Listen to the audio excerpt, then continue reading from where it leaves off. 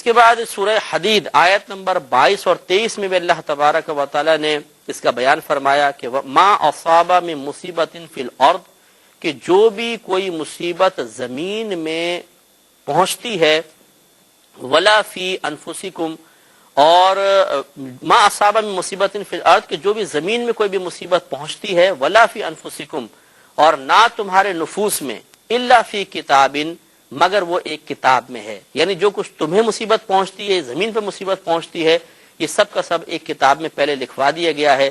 من قبل ان نبرأہا، اس سے پہلے کہ ہم اسے پیدا فرمائیں. دیکھیے یہ بیان فرما دیا کہ پہلے سے اللہ تعالیٰ نے جو مصیبت ہم تک آنے والی ہیں، جو زمینوں میں تغیرات ہونے والے ہیں، جنگیں، یہ وہ سب کا سب اللہ تبارک و تعالیٰ نے ان کی پیدائش سے پہلے لکھوا دیا. ان ذالک علی اللہ یسیر، بے شک یہ اللہ تبارک و تعالیٰ پر آسان ہے. اور یہ کیوں لکھوایا؟ اس کی ایک علت اور وجہ اللہ تعالیٰ نے بیان فرمائی، لِكَيْ لَا تَأْسَوْا عَلَى مَا فَاتَكُمْ، تاکہ جو چیز تم سے جدا ہو جائے، فوت ہو جائے، تم اس پر مایوسی کا اظہار نہ کرو.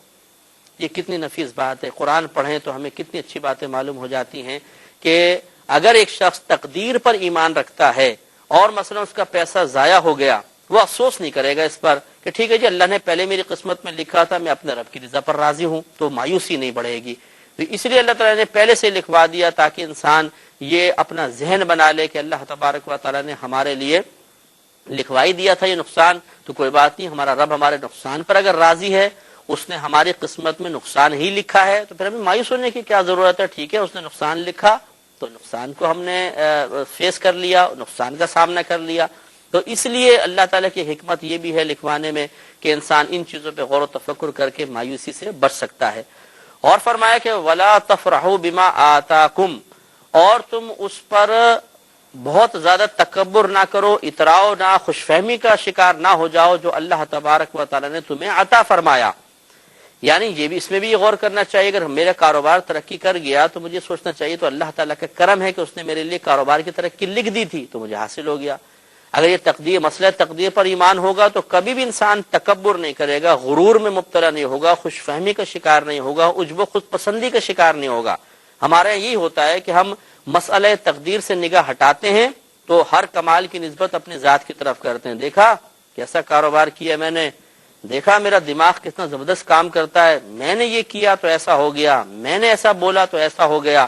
ہم یہ نہیں سوچتے کہ یہ تو زمین و آسمان کی پیدائش سے 50,000 سال پہلے اللہ نے لکھ دیا تھا، اور اس کے لکھنے کی وجہ سے یہ کمال ہو رہا ہے. تو یہ ہمارا کیا کمال ہے، یہ تو اللہ کا کرم ہے. یہ مسئلہ تقدیر پہ غور و تفکر سے بہت ہی فائدہ ہوگا اور اس طرح کے بہت سارے نقصانات سے انسان بچ سکتا ہے. اور آخر میں اللہ نے فرمایا کہ لا یحب کل مختال فخور، اللہ تبارک و تعالیٰ کو کوئی بھی اترانے والا، فخر کرنے والا پسند نہیں ہے.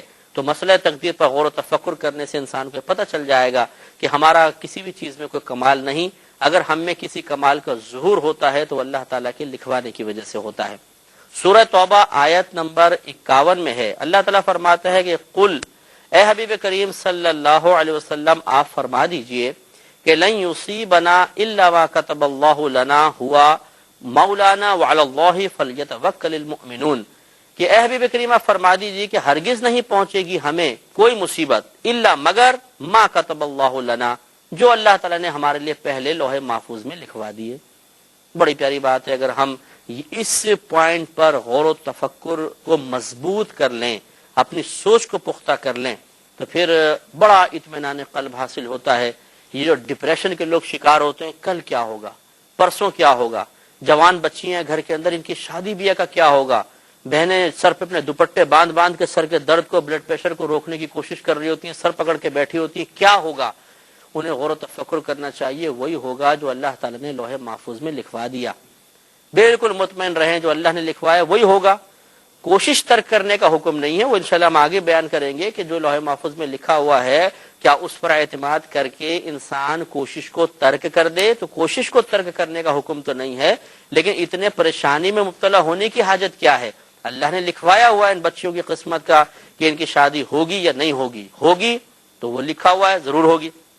اگر اللہ نے لکھوایا نہیں ہوگی تو پھر ہمیں یہ سوچنا چاہیے ٹھیک ہے ہم کوشش کرتے رہیں گے، کیونکہ ہمیں نہیں پتا کہ اللہ نے کیا لکھوایا، ہوگی یا نہیں ہوگی. اگر نہیں بھی ہوئی تو ہم اس کی رضا پر راضی ہیں. تو پھر اطمینان قلب حاصل ہوگا۔ لیکن ہم آنے والے اندیشوں کی وجہ سے بعض اوقات اپنے آپ کو بیمار کروا لیتے ہیں، گھر کا نظام بگڑ جاتا ہے، چڑچڑا پن غالب ہوتا ہے، گھر والے ایک دوسرے کو دیکھ کے مایوسی کا شکار ہوتے ہیں۔ وجہ یہی ہے کہ ہم نے لوح محفوظ پہ توجہ نہیں کی ہوتی۔ تو سرکار نے اللہ تعالیٰ نے گویا کہ نبی کریم سے فرمایا کہ حبیب کریم آپ فرمائیے کہ جو کچھ مصیبت ہم تک پہنچے گی وہی ہوگی جو اللہ تعالیٰ نے ہمارے لیے پہلے لکھوا دی ہے۔ ہوا مولانا، وہ ہمارا مددگار ہے، وعلی اللہ، اور اللہ ہی پر فلیتوکل المؤمنون، مومنین کو چاہیے کہ توکل کریں، بھروسہ کریں۔ اللہ تبارک و تعالیٰ نے جو لکھوایا ہے وہ ضرور ہوگا، تو اس پر بھروسہ رکھیں، پریشانی کے شکار نہ ہوں۔ سورہ آل عمران آیت نمبر 154 میں اللہ تبارک و تعالیٰ نے منافقین کے ایک قول کو ذکر کیا کہ جب بعض اوقات یہ جنگ میں جاتے اور وہاں نقصان ہو جاتا تو یہ کہتے اگر ہم نہ جاتے تو کتنا اچھا تھا، اگر تم لوگ ہماری بات مان لے تو یہ نقصان کیوں ہوتا۔ تو اللہ تبارک و تعالیٰ نے اس کا رد فرمایا کہ کیسے نہ جاتے، جب اللہ نے تمہاری قسمت میں ایک چیز لکھ دی ہے تو تمہیں اپنے گھر سے نکلنا ہی پڑے گا، اور نکلو گے تو وہاں پہنچو گے۔ اب یہ کہنا کہ ہم کاش ہم نہ نکلتے اور یہ نہ ہوتا وہ نہ ہوتا، اس پچھتانے کا کوئی فائدہ نہیں ہے۔ اگر تم نکلے ہو تو یہ اس بات کی دلیل ہے کہ پہلے اللہ تعالیٰ نے اس کو لکھوا دیا تھا تبھی تو تم گئے ہو، لہٰذا اس قسم کی باتیں نہیں ہونی چاہیے۔ تو اللہ تعالیٰ نے فرمایا کہ یقولون، یہ منافقین کہتے ہیں، لو کان لنا من الامر شیء، کہ اگر ہماری بات مان لی جاتی، ما قتلنا ہا ہونا، تو ہم یہاں پر قتل نہ کیے جاتے، یعنی اگر ہماری بات مان لیتے تو ہم گھر پہ رہتے، یہاں قتل نہ ہوتے۔ کیسے نہ ہوتے؟ اللہ تعالیٰ نے فرمایا قل، اے حبیب کریم صلی اللہ علیہ وسلم آپ ارشاد فرما دیجئے کہ لو کنتم فی بیوتکم، کہ اگر تم اپنے گھروں میں ہوتے، لبرز الذین کتب علیہم القتل الی مضاجعہم، تو ضرور از خود نکل کر، یعنی تو جن کے لیے اللہ تبارک و تعالی نے یہاں پر قتل ہونا لکھ دیا گیا ہے، وہ خود بخود باہر نکلتے اور اپنے مقتل میں پہنچ کر اور وہاں پر جا کر وہ ہلاک ہو جاتے۔ تو معلوم یہ ہوا کہ اللہ تبارک و تعالی نے سب کی موت کے وقت لکھا ہوا ہے۔ اس سے یہ بھی معلوم ہو گیا کہ جو ہم پچھتاتے ہیں، بچہ باہر نکلا ایکسیڈنٹ ہو گیا تو ماں سر پکڑ کے بیٹھی ہوئی ہے، کاش میں اپنے بچے کو روک لیتی، کاش میں اس پہ روڈ پہ اس کو چیز لینے کے لیے نہ بھیجتی، ہائے میری بدبختی، میں نے بھیجا تو بچے کا ایکسیڈنٹ ہو گیا۔ ارے ماں آپ نے نہیں بھیجا، بہن آپ نے نہیں بھیجا، وہ تو نبی کریم صلی اللہ علیہ وسلم کا فرمان ہے کہ جب اللہ تبارک و تعالیٰ کسی بندے کے لیے موت کا ارادہ فرماتا ہے تو جس مقام پہ اس کو مارنا ہوتا ہے اس مقام پر اس کے لیے ایک کام پیدا کر دیتا ہے، اور انسان خود اس مقام پر چل کر آتا ہے اور پھر وہ موت کا شکار ہو جاتا ہے۔ تو اگر مسئلہ تقدیر پر ہمارا ایمان مضبوط ہو جائے، کامل ہو جائے، ایمان ہے لیکن کاملیت کی طرف میں عرض کر رہا ہوں، کامل ہو جائے، تو اس قسم کے پچھتاوے ہمیں اپنی آغوش میں لے کر نہ تو اللہ تبارک و تعالیٰ کی بارگاہ میں شکوہ شکایت کے لیے زبان دراز کرنے پر مجبور کریں گے، نہ مایوسی کی دلدل میں ہمیں دھکیلیں گے، نہ ہمارے جو عام روٹین ہے ہماری زندگی کا اس سلسلے میں ہمیں ڈسٹرب کریں گے۔ بڑی آسانی سے ہم اپنی لائف گزار سکتے ہیں۔